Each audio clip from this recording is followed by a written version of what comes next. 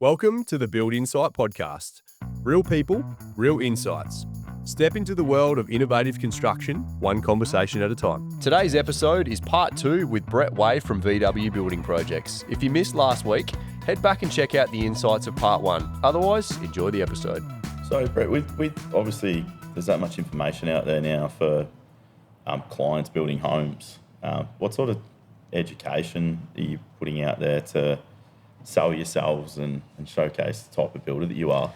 Yeah, we definitely put a fair bit of work into our sort of educational content, especially like the heritage side of things. So we work with a videographer, Carl, from Flavour. We've worked with him for some years now and identified a bit of when we decided that was the world we wanted to work in, the heritage piece in particular. We just started sort of making sure that we were documenting a lot of those real like niche pieces that are only really found in that world, but are common to so many homes at the same time. Like there's obviously incredible sort of heritage homes in Melbourne, Geelong, Queenscliff. Like it's there's no end to them, and they've all got some similar sort of features, similar way that you need to approach the work. So we definitely film a lot of those little pieces and make sure that they're out there. I think that's probably one of the main ones that we use as like an education piece. Do you think a lot of your clients are coming to a bit more aware, like obviously finding you? They might be following for a little while, or do you need to, I suppose, coerce the situation a little bit to make them understand there could be some unknowns and costs, allowances that need to be put towards this type of work? Yeah, I think it's probably a mix of both. You get a lot of clients, or we do anyway, that they have a heritage home because they're into that. Like that is, whether it's been in their family, like we've got a project in Clifton Hill at the moment that's been in their family for generations, and they just wanted a builder that understands that, understands what's important to them in sort of paying homage to that. So you get clients like that come with a real desire to work with a builder that is in that space and has respect for that.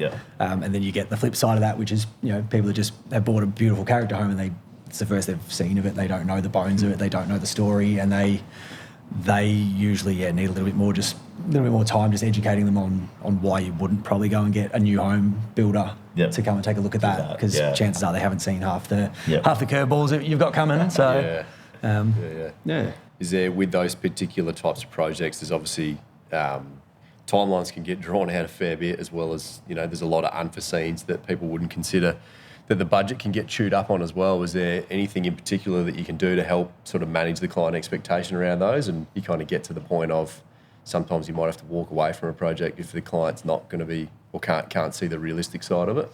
Yeah, I think a lot of it comes down to having like we're really big on our ECI process, like our early contractor stuff. So 9 projects in 10, we probably work with the client from like concept stage or earlier.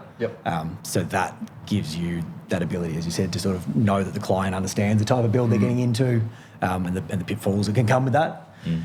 So there's definitely a bit of that, but it's probably just like some of the biggest ones that we seem to find is usually more down your permits, council approvals kind of side. Like we've had like numerous cases where like a property boundary's been built onto like council land, and we're talking 10-15 mil into council land, and that's enough to hold a project up for 12 months. Like the council's not going to budge. They're not about to give up their land for free, and it doesn't matter how many years it's been there or how many decades it's been there. They're up for the fight. So it can be a challenging one to work through those sort of things. So there's like that stuff does pop up, and it definitely pays to make sure that clients understand that we, like I'm not a land surveyor, I can't pick that until it's until it's been, it comes out in the documentation at some point, but that could be pretty late in the piece. So it's there's definitely a bit of educating in that sense. Finding with councils as well, like both being Victorian builders, like the staffing issues they have, and regional areas. So I don't know what you're finding out Ballerine way, but Masson Ranges, like we feel like there's jobs being taken by uni grads and stuff coming out to just get a job, get a role. Something opens up in more of a suburban council parish area, and they move on. And we've seen multiple times where they've had RFIs out to get information for the process. They tick a box, get to the next one. Someone new starts and almost wants to start again from scratch. We've actually had maybe 18 months ago now, we had more of a retired couple that they just were so overwhelmed very quickly by the delays in council, they actually sold the property. Yeah, wow. And I'm like, if the council were more efficient, that project probably would have gone through. So, yeah, I feel like that's getting worse in Victoria and not super reliable. But, mate, something I wanted to ask you, like we're obviously hitting a bit of a rocky patch with prices, and as the world's a bit crazy at the moment off the back of the fuel escalations. But how are you communicating with your team, your contractors and your clients to sort of set up, I guess, the next lot of jobs and work through the current ones? Yeah, I guess there's definitely a big point of difference between anything that's still in estimating versus what you sort of got to honour. We're fortunate in that most of the contractors we use, like the vast majority, they're long-term contractors with some pretty sort of strong relationships. So, like with guys like that, there's just an understanding that we're all in it together. We're all fixed price in most projects, and I think they're honouring the price hikes just the same way we are. Yeah. Anything going forward, obviously, it's just giving the client the understanding that if you're looking at potentially dragging out the process, like if the budget doesn't quite reach or something like that, obviously the first thought for most people is, what if we just wait 6 months and save? It's probably going to outpace you. So it's probably having those conversations and going, it's not necessarily going to look better in 6 months, but we are confident in our process and our prices and our relationships, so we can sign a price now and we're not worried about taking that to the end. With the team, that's probably another really tricky one because obviously, really feel like an apprentice that's wearing a bit more in fuel, and it's really hard to then convey to them that we're wearing a lot more than a price of fuel on across the company. But everyone's hurting, and it's there's no one that's feels it more or less than another. So it's a bit it's tricky sort of grounds. Yeah, it definitely is. I know we've had some open conversations with our clients and trades and stuff, and it was actually last week we actually had John Bowen himself come out to a job site, and we had a really good conversation about it. And I mean, he's the main man of Bowen, so he knows better than most. And I think they put something out on socials last week about they've just been wearing extra fuel costs just so that it isn't all just passed down to the final destination of the builder, for example. That's that relationship point, isn't it? It's that's the hard thing. If there's just this, I know with Reece with the PVC prices and stuff like that went up, but if the manufacturer passes it down and then that delivery company to the wholesaler, that delivery, the trade, the builder, the client, is it inflated to the point where it's just way over the top because everyone's going, I better put more on. And rather than being, 10%, it ends up being 40%, So it's a bit tough times, but I mean, I know we're really utilising our pre-construction to make sure our trades are getting a price to us that is safe for everybody, where everyone's going to make money.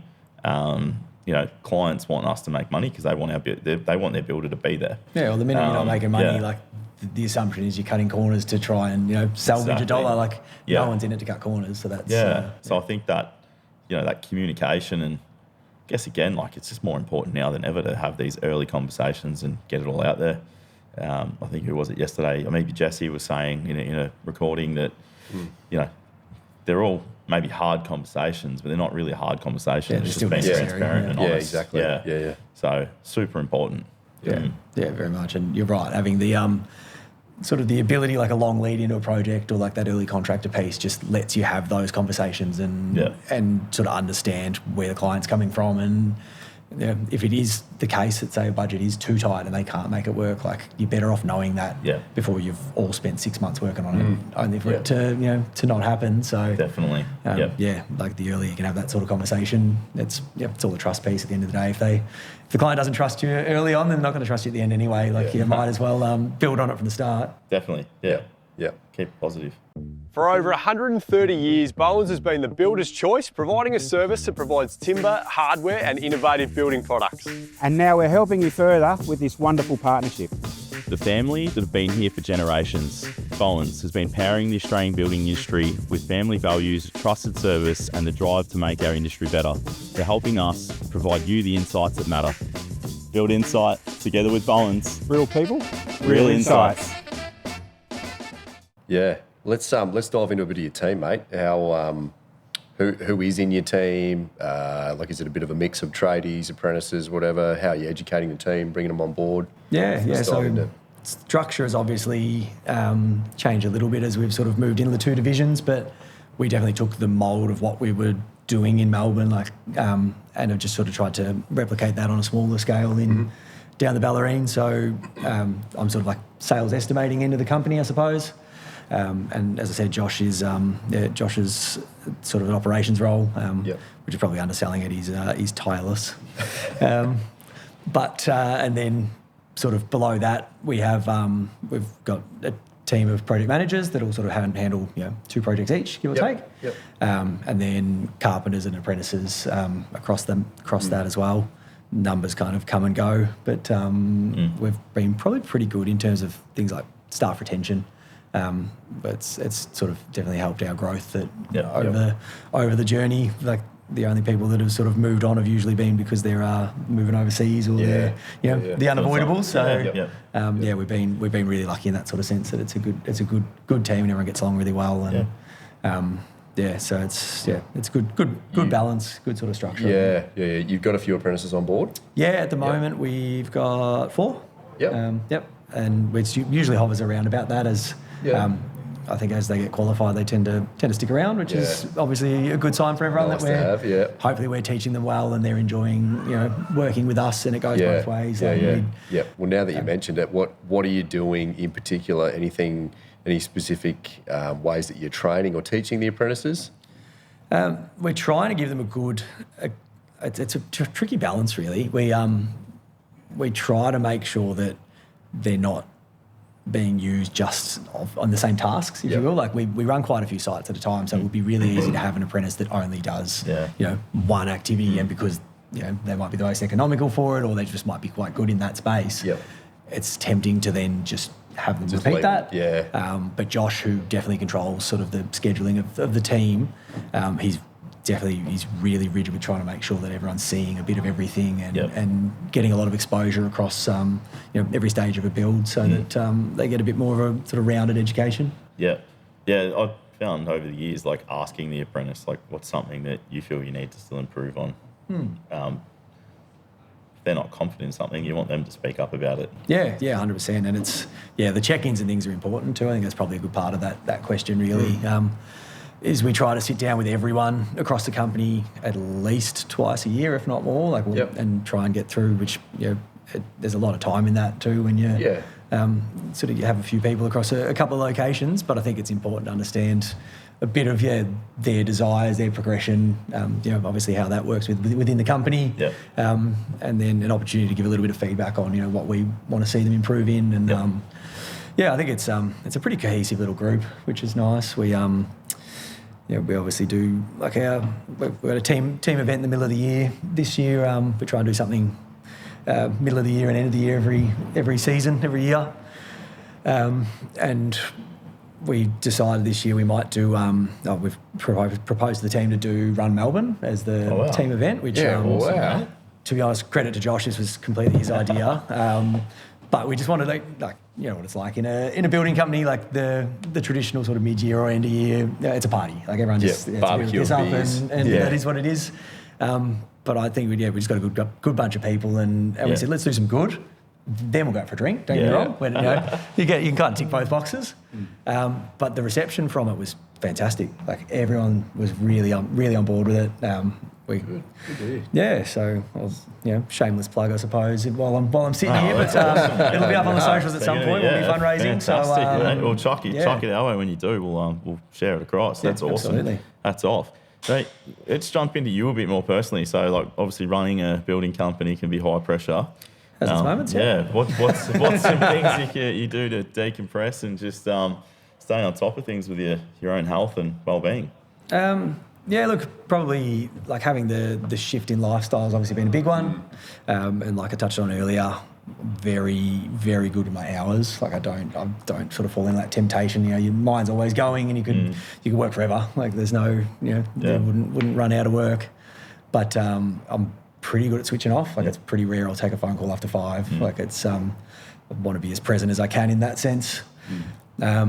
Exercise is obviously a big one, and 2 young kids, so my consistency is a little up and down. I was always like a pretty avid sort of gym sort of user, goer, whatever you want to call that. But I've actually found, since having our son Louis, he's nearly 2 now, I've just come back out of that sort of fog in the last 6 months and got some consistency again. So I've actually been running 3 or 4 days a week, which is it's just definitely the best output I've had in years. So awesome, I'm pretty pleased with that. So that's probably a big one, just a bit of consistency in training. And the kids no doubt keep you honest.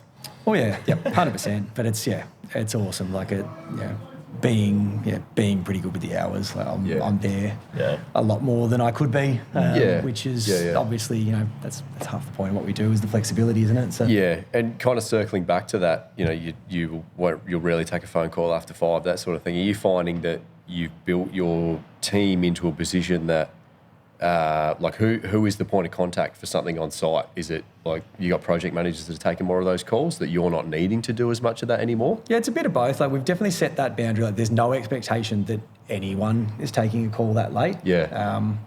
Obviously, Sorry, what I mean is there kind of like during the day then, if there's like all the problems are being sorted out by other people rather than you having to solve all the problems all the time, it's kind of allowing that balance as well. Yeah, but you're not having to take every in terms phone of call. sort of lines of communication, definitely it's pretty clear.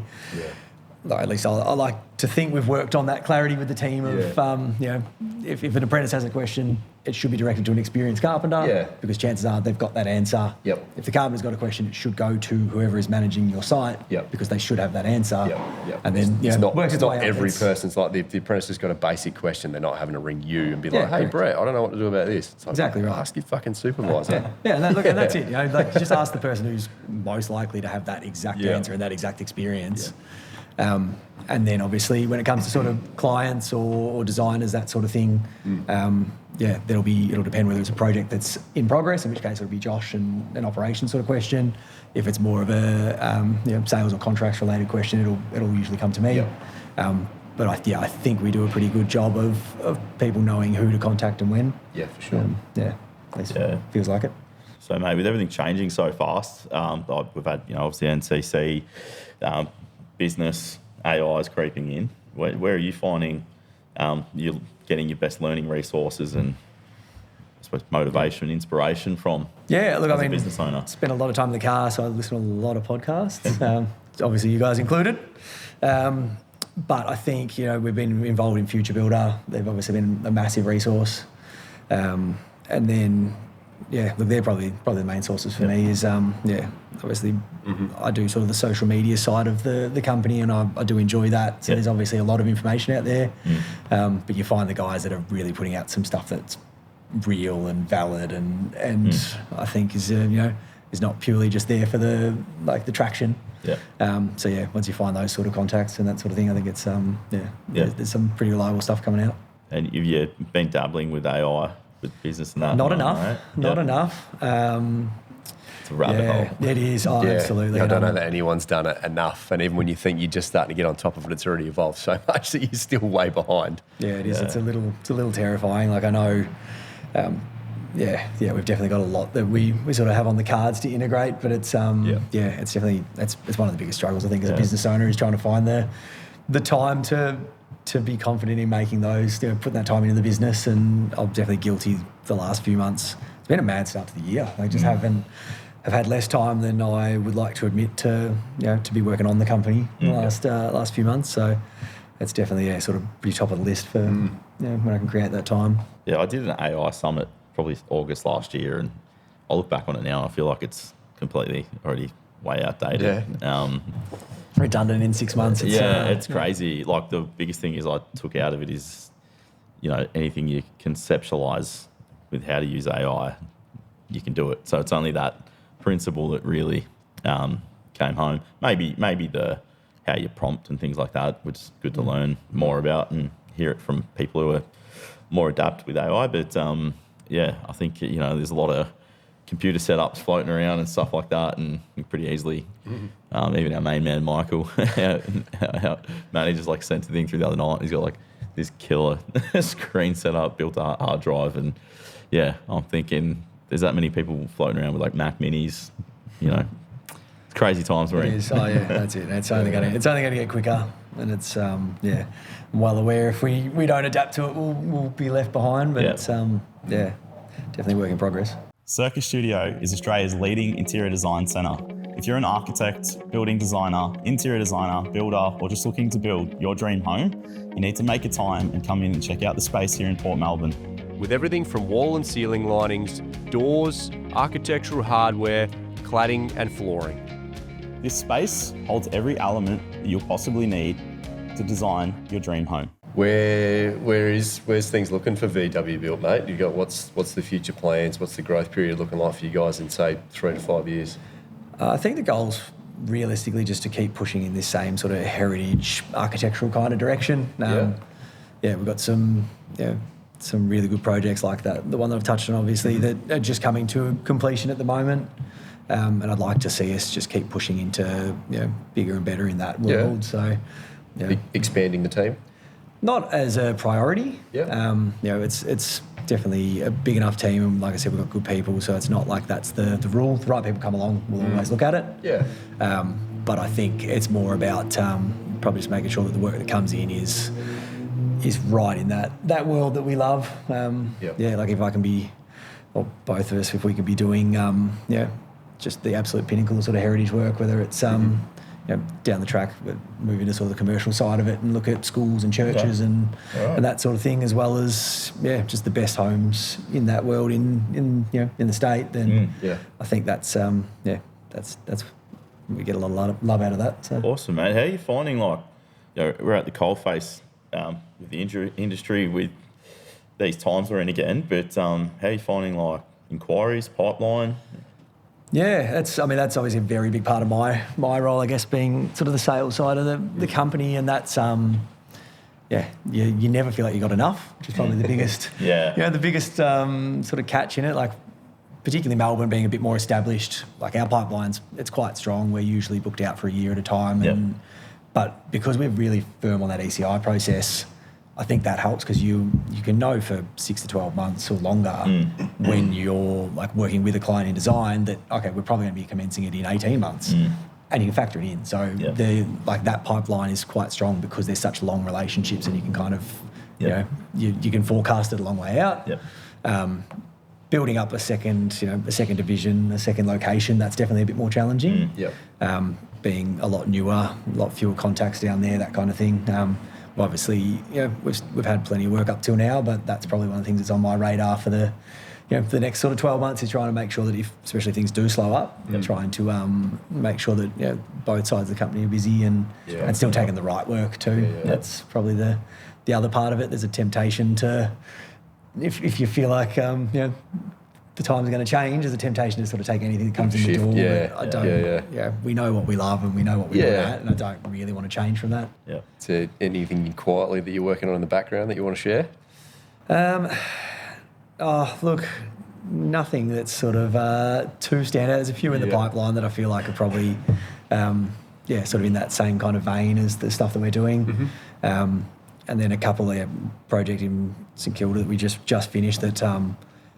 For, again, really sort of heritage property, quite small footprint, but an incredible outcome. It's the most the most involved joinery work I've ever seen. It was we finished that probably 2 months ago, give or take. So that's one that'll sort of we'll start getting a bit of content out in the next little bit, and pretty wrapped with that. That was a big effort from the team because it came to us with essentially no detail at all. Really, really underdone sort of draft package design, but a wonderful client that had a very firm vision.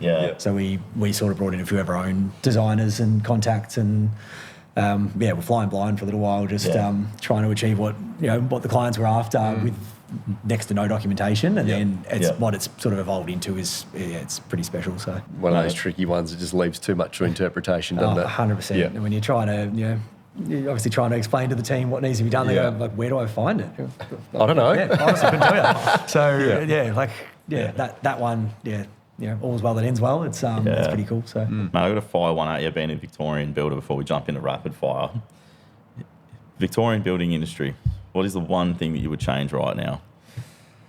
Oh, good question. I'd probably change the insecurity and sort of misunderstanding around warranty insurance at the moment. Like, I know this is probably speaking less for myself and more for a few of the sort of younger builders. We've got a couple of guys that do a lot of contract carpentry and stuff for us that are looking at getting their building licenses, and they're like, they're really worried now about how this, like the changes in the asset requirements and things are going to go. That's definitely one that's just seems to be popping up a lot at the moment. Yeah. I don't, to be honest, I don't even know what it means for us when it all changes, like how much that affects what we're doing and our turnover and our assets. But for guys that, like maybe they haven't even bought their own, like their first home yet, and they're trying to start a building company, it's hard times.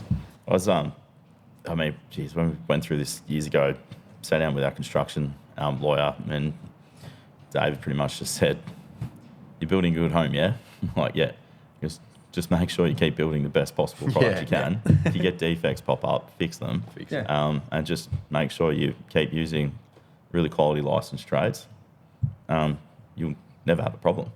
If you've got guys that are cutting corners, trying to win work, low margins, just to the sake of keep the wheels turning. It's pure risk. Yeah, they're the ones we need out, because they're the ones who've just been flunking, cutting corners, leaving defects. Yeah, it's crazy. But mate, we'll jump in to finish up with some rapid fire questions, mate. So go for it.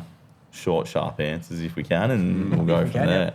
Want to kick us off, Lukey? Yeah, well, mate, what's the one trade skill that every builder should try doing themselves at least once? I'm going to say painting or plastering. Whoa, yeah? Yeah, look, I'd like to see, just for a bit of a different answer, I think I'd like to see, it's something that...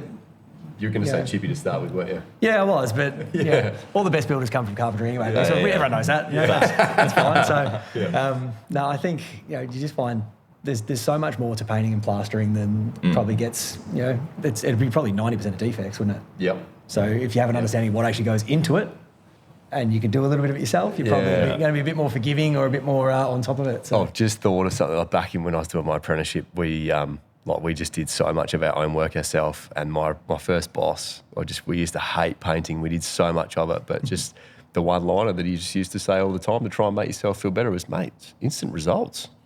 Which, I mean, he wasn't wrong, but it didn't really make it feel any better. Sort of cutting in a light switch or something, you can really zone out for a minute. I thought you were going to tell everyone how good of a tiler you rated yourself as. Yeah. Go on to the next question, thanks. All right, best piece of advice you'd give someone starting a building business today, mate?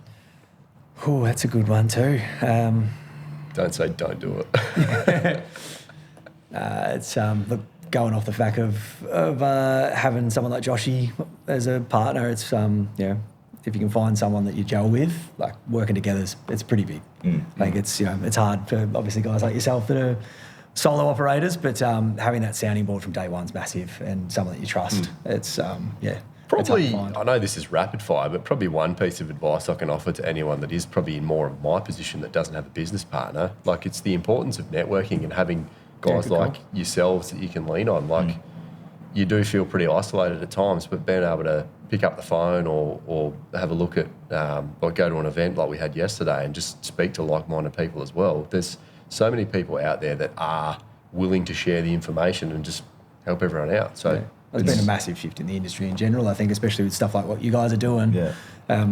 There's collaboration where it never existed before. Yeah, 100%. There's nothing that you can't ask. Yep. Mate, this next one, I know this has pretty well been the whole topic of the conversation so far, so I think I know the answer, but heritage or new build, one you could do for the rest of your career. Which new builds, obviously.